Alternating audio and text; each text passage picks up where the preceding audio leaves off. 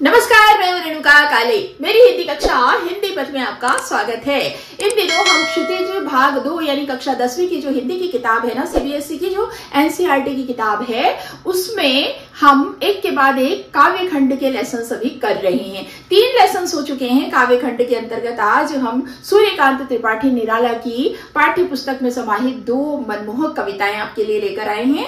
ये कविता है उत्साह और अट नहीं रही। मेरे प्यारे बच्चों, आप जानते हैं कि सूर्यकांत त्रिपाठी निराला जो है ना, वो प्रकृति के कवि हैं, छायावादी कवि हैं, और उन्होंने प्राकृतिक बिंबों को लेकर, प्रकृति की घटनाओं को लेकर बहुत ही मोहक कल्पना के साथ बहुत ही सुंदर रचनाएं की हैं।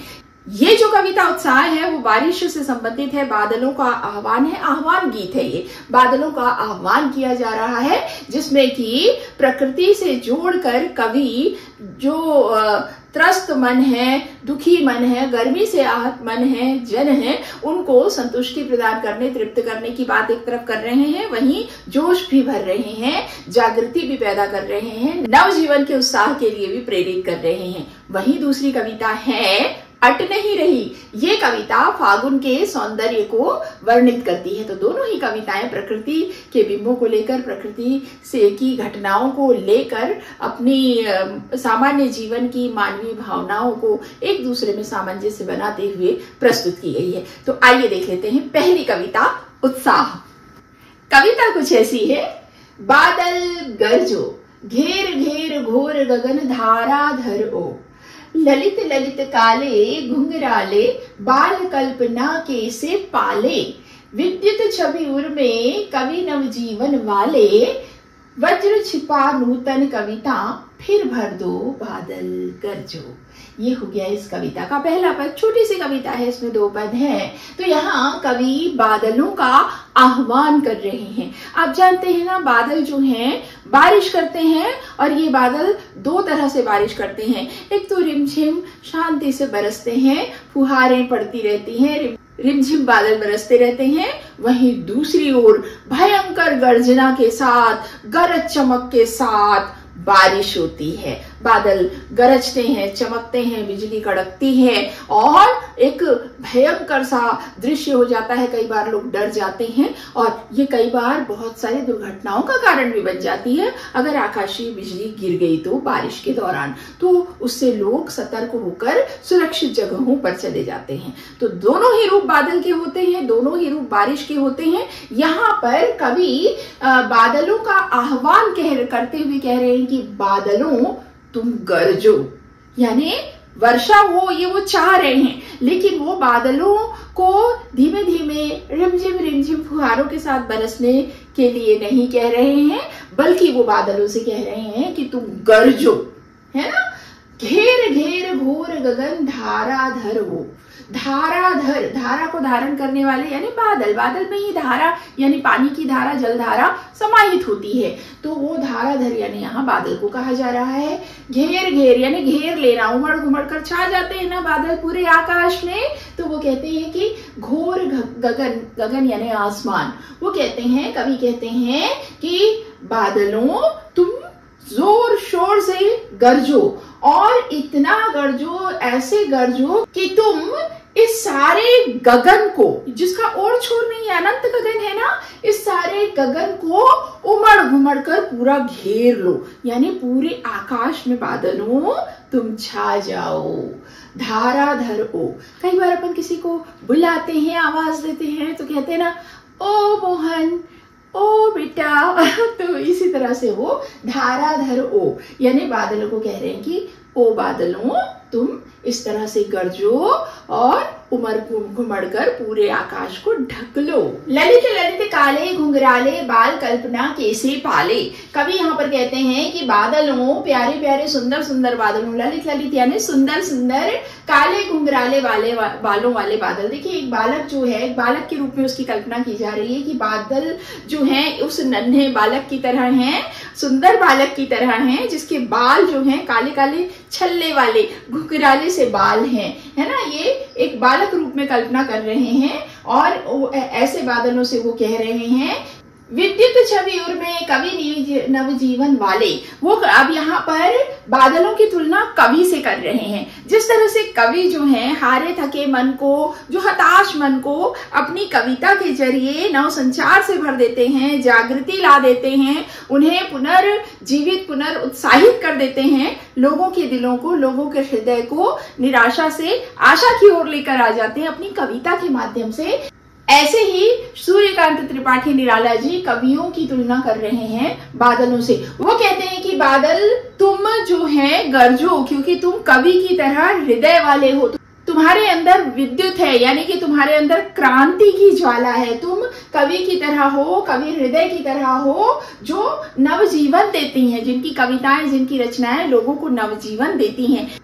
जिस तरह से एक कवि की रचना लोगों में उत्साह भर देती है, जागृति लाती है, वैसे ही बादलों तुम्हारे अंदर भी क्रांति है, विद्युत है, और इसका इस्तेमाल तुम कवि की तरह ही करो और तुम इस संसार में लोगों को नवजीवन दो।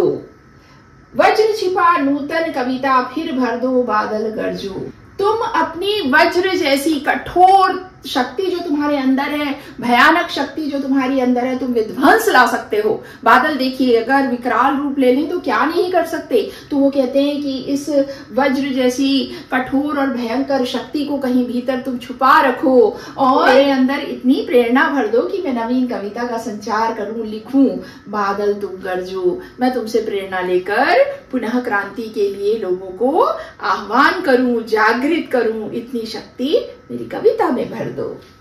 विकल विकल उन्मन थे, उन्मन विश्व के निदाघ से सकल जन। वो कहते हैं कि विकल, विकल यानी व्याकुल थे, उन्मन थे, अनमने से थे। भाई देखिए बारिश के पहले का मंजर क्या होता है, भयानक प्रचंड गर्मी से लोग हलाकान होते हैं, पेड़ पौधे, पशु पक्षी, जीव जंतु, प्राणी, मनुष्य सभी कुम्हला जाते हैं भयंकर गर्मी से। और उसके बाद आती है बारिश। तो वो कहते हैं कि जो व्याकुल लोग थे, अनमने से लोग थे, जनजीवन जो है, प्राणी जगत जो है बहुत ही अनमना हो गया था गर्मी की व्याकुलता से। विश्व के निदाघ, निदाघ यानी गर्मी, इस संसार ने जो गर्मी को सहन किया है, उस गर्मी से सारे जन, सकल जन जो व्याकुल हो रहे थे, उनको तुम राहत प्रदान करो।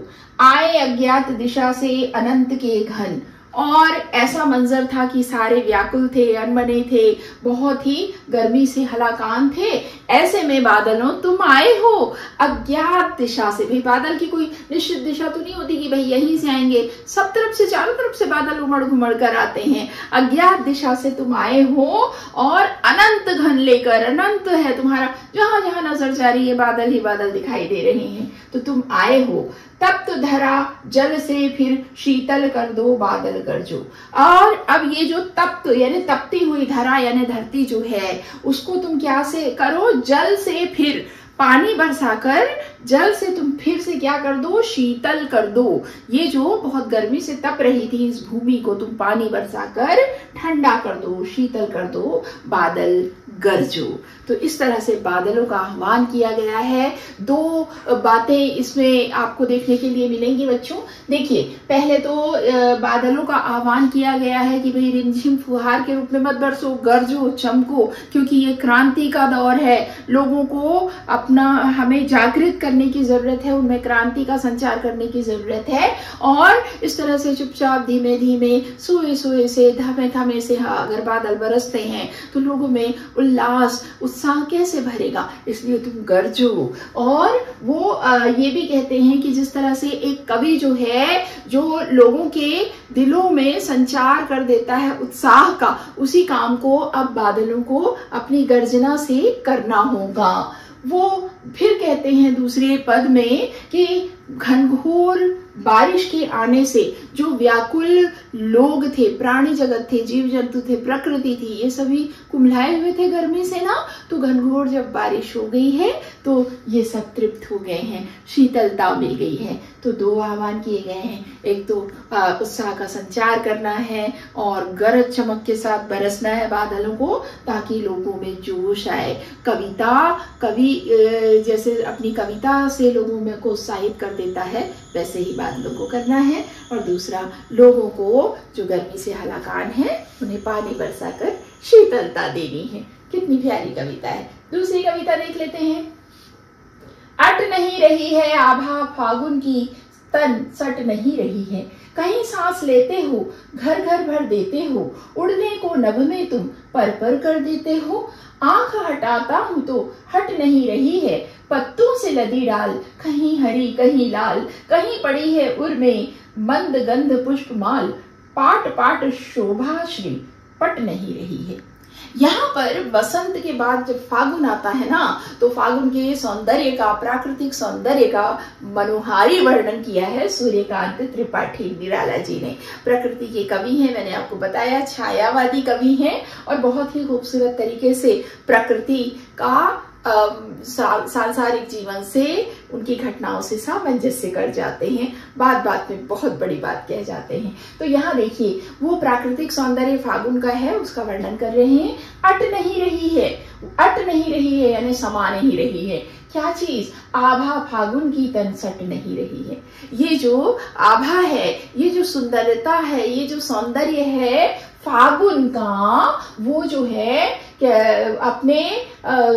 अपने अंदर, अपने भीतर समाहित नहीं हो पा रहा है ना। वो हमारे तन से सट नहीं रही है, यानी हमारे भीतर समा नहीं पा रही है, या फागुन अपने ही सौंदर्य को अपने शरीर के भीतर समेट कर नहीं रख पा रहा है, बल्कि वो यत्र तत्र सर्वत्र प्रकृति में वो सौंदर्य बिखरा पड़ा है। कहीं सांस लेते हो घर घर भर देते हो। वो कह रहे हैं कवि कि ये जो फागुन है वो, उसमें क्या हो रहा है, इतनी सुगंधित वायु सर्वत्र फैली हुई है कि हम अगर सांस भी लेते हैं तो क्या हो रहा है, उस सुगंधित वायु की वजह से हमारे इर्द गिर्द घर घर में वो सुगंधित वायु जो है भर जा रही है। उड़ने को नभ में तुम पर पर कर देते हो। और इस सुगंधित वायु से फागुन ऋतु की मनमोहक सुरभि जो बह रही है, उससे मस्त होकर गगन में पंछी उड़ रहे हैं, और इन उड़ते हुए पंछियों से गगन उनके परों से ढक गया है। इतने पंछी जो हैं मस्त होकर फागुन में उड़ रहे हैं आकाश में। आंख हटाता हूं तो हट नहीं रही है। ये प्रकृति का सौंदर्य फागुन में चरम पर है, और इस सौंदर्य से मैं मंत्रमुग्ध होकर उसे निहार रहा हूं। मैं अपनी आंखें हटाना चाहता हूं तो आंखें हटा नहीं पा रहा हूं, नजरें नहीं हट रही हैं इन खूबसूरत नजारों से। पत्तों से लदी डाल, कहीं हरी कहीं लाल। अब भाई फागुन में देखिए टेसू के फूल और रंग बिरंगे कई फूल छाए रहते हैं। बसंत और बसंत के बाद आ गया है फागुन, तो कितनी खूबसूरत मोहक छटा होती है प्रकृति की। तो वो कहते हैं कि पत्तों से लदी डाल, पेड़ों की जो डाल डाल है वो पत्तियों से लदी हुई है। कहीं हरी कहीं लाल, कहीं पर हरे पत्ते हैं, कहीं पर डालियां लाल रंग की दिखाई दे रही हैं, फूल हैं, कई पत्तियां भी, कोपले भी जो हैं वो लाली माली भी होती हैं। तो ये प्रकृति का अद्भुत सौंदर्य जो है उसका वर्णन कर रहे हैं कवि।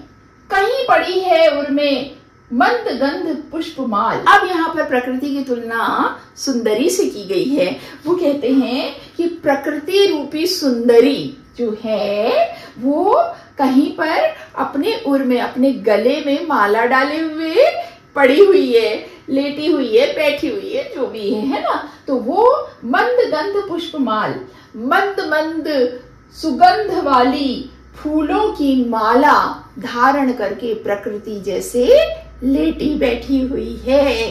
प्रकृति रूपी सुंदरी, पाट पाट शोभा श्री पट नहीं रही है। और जगह जगह इसकी सुंदरता जो है ऐसे बिखरी पड़ी है।